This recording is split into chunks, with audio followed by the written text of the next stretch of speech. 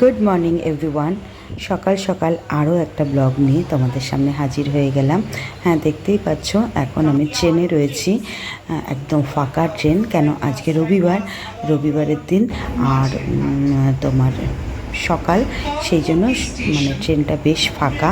কারণ এই ট্রেনটা এরকম ফাঁকা পাওয়া যায় না। এটা মাঝেরহাট লোকাল, তোমার কল্যাণী মাঝেরহাট, যেটা ধরে নিয়েছি আমি। সকাল সকাল মাঝেরহাট স্টেশনেই নামবো, নেমে সেখান থেকে আমি যাব বেহালায় আমার ছোটো মাসুমির বাড়ি। অ্যাকচুয়াল আমার মেসো মারা গেছেন আজকে, এর আগের সোমবারে। কিন্তু গুপুর এক্সাম চলছে, সেই কারণে সেদিন আমি আসতে পারিনি। ভীষণ মনটা খারাপ লাগছিল মাসুমনির জন্য, কিন্তু তবুও আমি কিছুতেই আসতে পারিনি, যেহেতু গুপুর এক্সাম চলছে। আমার মা চলে এসছে, সেই দিনই মা চলে এসছে, মা আছে। আজকে যেহেতু রবিবার, সোমনাথ বাড়িতে আছে। গুব্বুকে সামলানোর তো একজনকে দরকার, ওর পড়াটাও যাতে নষ্ট না হয়। সব দিকে ব্যালেন্স করে চলতে হয় না আমাদের। এটাই আমাদের প্রবলেম, যে মন চাইলেও আমরা সবসময় সব কিছু করে উঠতে পারি না। তা আজকে যেহেতু রবিবার, সোমনাথের হাতে গুব্বুকে হ্যান্ড ওভার করে দিয়ে আমি চলে আসছি মাসুমনির বাড়ি, মাসুমনির সঙ্গে দেখা করতে। চলে এসেছি বেহালা। তোমার অটো করে আসলাম তোমার শখের বাজার। সেখান থেকে এই দেখো ছয় মন্দির, এই জায়গাটাও বিখ্যাত একটা জায়গা। ছয় মন্দিরের একদম পাশেই মাসুমনির বাড়ি, সেখানে আসছি। আর আস্তে আস্তেই না মনে পড়ে যাচ্ছে অনেক স্মৃতি। এইটা হচ্ছে মাসুমনির বাড়ি। হ্যাঁ, যেটা বলছিলাম, অনেক স্মৃতি মনে পড়ে যাচ্ছে। হয় না, কেন আসলামও আমি, মানে সংসারের চাপে পড়ে অনেক কিছু হয় না।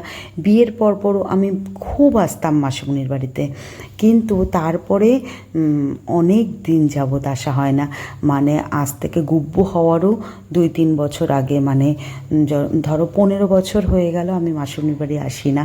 15 বছর পরে আমি আসলাম মাসুমনির বাড়িতে। আর কেন বলছি পুরনো স্মৃতিগুলো মনে পড়ে যাচ্ছে? ছোটোবেলায় আমাদের ভ্যাকেশন কাটানোর জায়গায় ছিল এই মাসুমনির বাড়ি, ছোটো মাসুমনির বাড়ি। এই যে এটা আমার মাসুমনি, মেসোমশাই কেমনভাবে মারা গেছে, কি করেছে, সেসব গল্পগুলোই করছে। আর এটা ভাই এখন কাক দুধ দিতে যাবে, তার প্রস্তুতি চালাচ্ছে। এই যে মা তদারকি করছে, সমস্ত কিছু বলে টলে দিচ্ছে। তা যাই হোক, বাড়িটাও একটু ঘুরে ঘুরে আমি দেখছি। কেন বললাম না, পুরনো প্রচুর স্মৃতি মনে পড়ে যাচ্ছে। এই যে এটা আমার ছোট মেসো, আর এটা মাসুমনি, একদম বিয়ের পরপর তোলা এই ফটোটা। তা মেসো ভীষণ ভালোবাসতো লোকজন, আমরা আসলে পারে তো ছাড়তেই চাইতো না। প্লাস কলকাতায় সমস্ত জায়গা, দারুণ দারুণ জায়গা, নিকো পার্ক, সায়েন্স সিটি, তারপরে তোমার অনেক জায়গা আমাদের নিয়ে ঘুরতে যেত। যার জন্য আমরা বরং এখানে আসলে বাড়িতে যেতে চাইতাম না। একবার তো আমি অনেক ছোট তখন, এমনও হয়েছিল পুজোর সময় আমি এসেছিলাম, পাক্কা 1 মাস আমি মাসুমনির বাড়িতে ছিলাম। মানে বাজে অবস্থা। মানে আর লাস্টে আমার বাবা বলছে, আমি এবার তোকে গিয়ে পেটাতে নিয়ে আসবো। সেই অবস্থায় আমি তখন বাড়িতে গেছিলাম। এতটাই মানে ভালো লাগার জায়গা ছিল ছোটো মাসুমনির বাড়ি। সেই বাড়িতে আসলাম আজ 15 বছর পর। মাসুমনির বাড়িতে না প্রচুর ছাদে, যখন আসলাম দেখলে গেটের পাশ দিয়ে, মানে নিচেও প্রচুর গাছ আছে, ছাদেও প্রচুর গাছ আছে। লঙ্কা, বেগুন, শিম, এই যে পুঁই শাক, ভেন্ডি গাছ, পরে তো ফুল গাছ আছেই, অনেক রকমের গাছ। আর গাছ জিনিসটা আমি তো ভীষণ ভালোবাসি। আর ছাদে এসছি কেন, ভাই এসছে কাক দুধ দিতে, তাই জন্য আমিও চলে আসলাম। মানে আমরা সবাই মিলেই উঠে আসলাম ছাদে। এটা না বেরি গাছ, বেরি হয় না, সে বেরি। তা বললো সেরকম যত্ন পাইনি বলে একটু ছোট ছোট সাইজের বেরি, বাট আমি তুলে নিয়ে, মা বললো যে তুলে নিয়ে খাওয়া, দেখ কী মিষ্টি, কী সুন্দর খেতে। তা খেয়েও দেখলাম।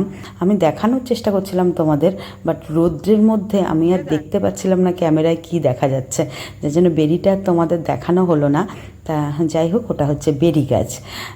আরও কত রকমের গাছ দেখতেই পাচ্ছ। বললাম না, অনেক স্মৃতি জড়িয়ে আছে এই বাড়ির সঙ্গে আমার। তা চলো তাহলে ব্লগটা দেখাচ্ছি, মানে শেয়ার করছি তোমাদের সঙ্গে, তোমরাও দেখতে থাকো।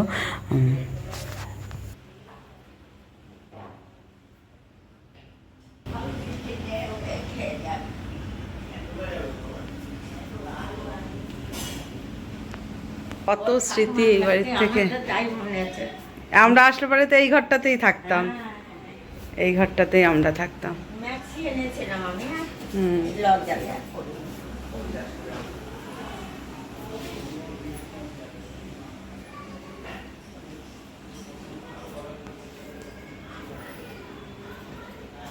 তাই মার সঙ্গেও সেই কথাই বলছি, এই যে গেস্ট রুমে চলে এসেছি, দেখে আবারও মনে পড়ে যাচ্ছে সেসব পুরনো স্মৃতিগুলো। সেই ছেলেবেলায় যেন ফিরে গেছি আমি। এই রুমটাই ছিল আমাদের ঘর। আর বিশেষ করে আমি আর আমার আর এক মাসিমণির মেয়ে আছে, সেজ মাসিমণির মেয়ে, আমরা দুজনাই খুব আসতাম মাসিমণির বাড়ি।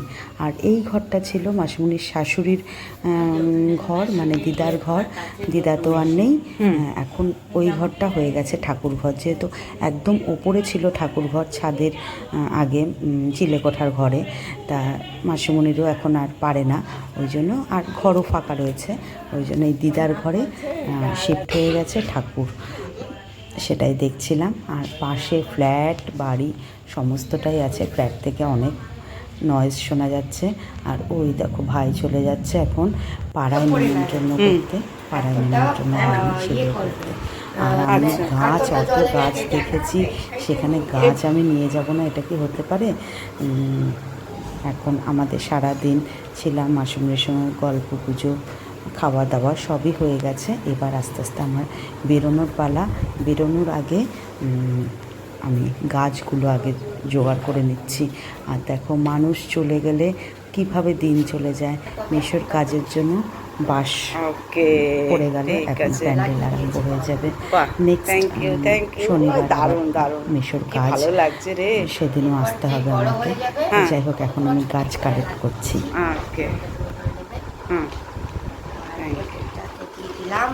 আর এটা জলেই রাখবো? এটা জলেই রেখে দেবো।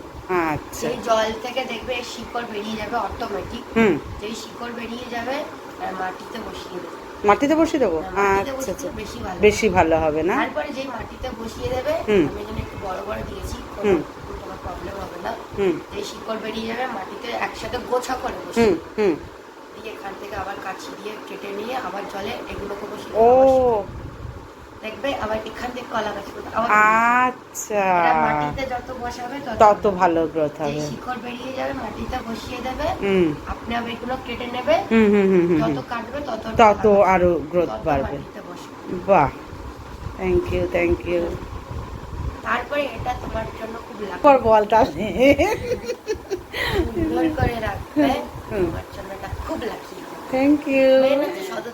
সদর দরজার সামনে যাতে লোকের চোখটা পড়ে। আচ্ছা আচ্ছা, লোকের চোখ পড়ে, যখনই তুমি যখন বাড়ি দিয়ে যাবে আর ঢুকবে যাতে আমার চোখটাও পড়ে, তোমার দৃষ্টিটা যেন এতে পড়ে। ওকে ওকে। না, লাকি ব্যাম্বোটা আমি খুব ইচ্ছা ছিল, কিন্তু আমার নেওয়াই হয়েছিল না। মিঠুদিকে গিফট করলাম, কিন্তু নিজের জন্য নেওয়া হলো না। তা আজকে দেখি মনে হয় যে খুব বড়, বাড়ি থেকে ছোট ছোট টুকরো করে একসাথে সবাইকে ব্যবহার।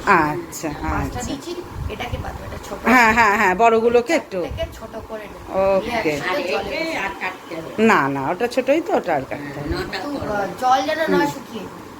চলো, গাছ কালেক্ট করে চা টা খেয়ে বেরিয়ে যাচ্ছি। ওই যে মাসিমণি দাঁড়িয়ে আছে, মাসিমণিরও শরীর ভীষণ খারাপ, মা এগিয়ে আসছে।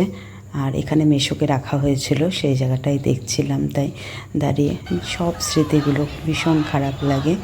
তা যাই হোক, আমরা বেরিয়ে পড়েছি, কিন্তু আমরা ভীষণ দুর্ভোগে পড়ে গেলাম এই মিছিলের জন্য। বিশাল বড় মিছিল বেরিয়েছে, যে কারণে আমরা মানে অটো, ট্যাক্সি, বাস কিচ্ছু পাচ্ছি না। এখন আমাদের গলদঘর্ম অবস্থা যে আমরা ট্রেনটা ঠিকঠাক পাবো তো। আমি আর আমার মামাতো ভাই, আমরা দুজন মিলে গেছিলাম, তা আমাদের এখন গলদঘর্ম অবস্থা। তা যাই হোক, আমরা পেয়ে গেছি, মানে আলটিমেটলি পেয়ে গেছি আমরা বাস। বাসে করে এবার আমরা রওনা দিয়ে দিচ্ছি আমাদের গন্তব্যর উদ্দেশ্যে। তবে অনেকটা লেট হয়ে গেল, যার জন্য এখন ভীষণ টেনশানে আছি যে ট্রেনটা পাবো তো, কেন রাত হয়ে যাচ্ছে, ওদিকে ফেরার ব্যাপার আছে। আর কলকাতার দিকটা আমাদের কাছে তো একটু ভয়ের ব্যাপার লাগে, যেহেতু আমরা অতটাও অভ্যস্ত না কলকাতায় যাতায়াত করাতে, হ্যাবিচুয়েট না। একটা ট্রেন মিস হয়ে যাওয়া মানে আমাদের কাছে বিশাল বড় ব্যাপার। তা সেই কারণে এই জ্যামটা কাটলে যদি এবার একটু তাড়াতাড়ি যায়, গিয়ে আমরা পৌঁছাতে পারি স্টেশনে, ট্রেনটা ঠিকঠাক যাতে পাই। মানে প্রথম অবস্থায় এতটা বুঝতে পারিনি বলে গল্প করতে করতে অনেকটা টাইম কাটিয়ে ফেলেছি। তাছাড়া রেডি হয়েই গেছিলাম, কিন্তু দেখো কি অবস্থা, গলদঘর্ম অবস্থায় বসে আছি ট্রেনের অপেক্ষায়। যাক, আলটিমেটলি পৌঁছে গেছি স্টেশনে, এটাই বড় কথা। ভীষণ কষ্ট হয়েছে, তবু স্টেশনে চলে এসেছি। স্টেশনে এসেছি মানে ট্রেনও পেয়ে যাব। যাই হোক, আজকের ব্লগটা তোমাদের কেমন লাগলো অবশ্যই জানিও। ভালো লাগলে লাইক, কমেন্ট, শেয়ার, সাবস্ক্রাইব করে নিও। টাটা।